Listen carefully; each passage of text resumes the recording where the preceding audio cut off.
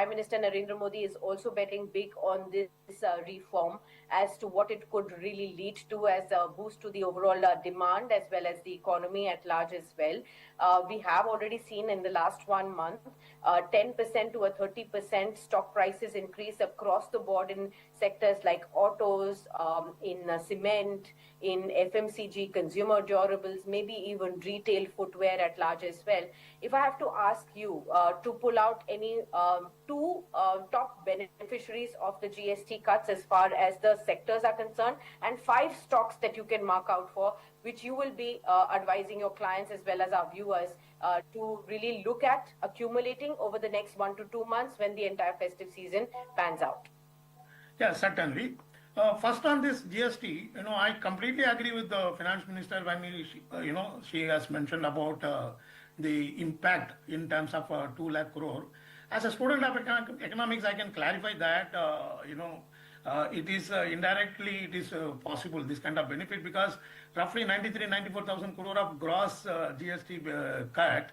And yes, around 40,000 crore is new tax to be collected, but that is a sin tax and luxury tax. And so what it means, the major 94,000 crore concession, it is targeted at a low middle class and middle class, where the marginal propensity to consume is very high.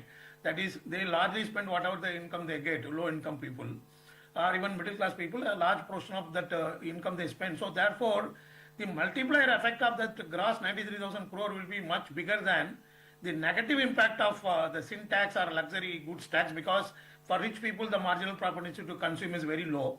So therefore, this impact is going to be real and it is progressive in nature. It is going to make a tremendous impact. As far as stocks are concerned, as all of us know, the stock market always discounts well in advance. Now it has become history, GST implementation for the stock market.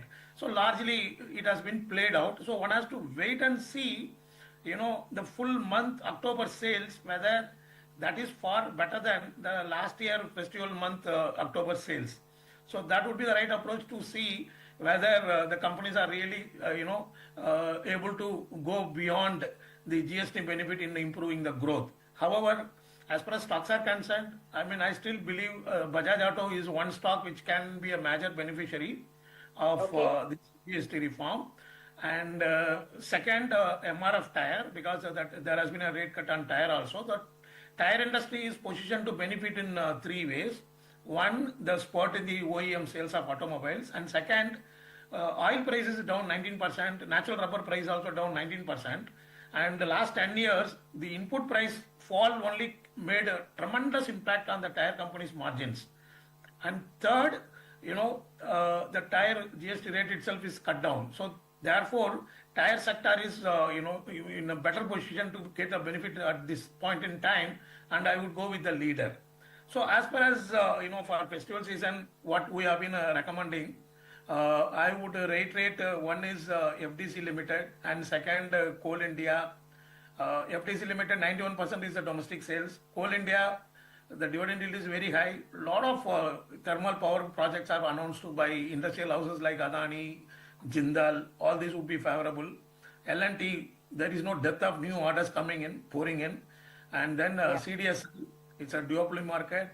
Even now, more than 6 lakh new investors are coming into the market every week. And then KCP Limited, it has been underperforming for last 2 years, but that has been the case with many multi-baggers in the past. So I am not guaranteeing that it will become a multi-bagger. This is my faith. We have also invested in KCP Limited. It's a phenomenal stock, I believe. It has got cement. It has got a highly profit-making sugar business in Vietnam. It has got a lot of land bank. It's a net cash company, despite being in the commodity business. And also it has got all 5 sources of captive power: thermal, solar, renewable, wind energy, waste energy, tidal power.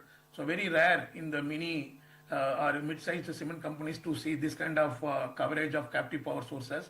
So these are the stocks I personally believe, and we have invested also after recommending to our clients in stocks like FDC Limited. If you like the video, do like, comment, share and subscribe.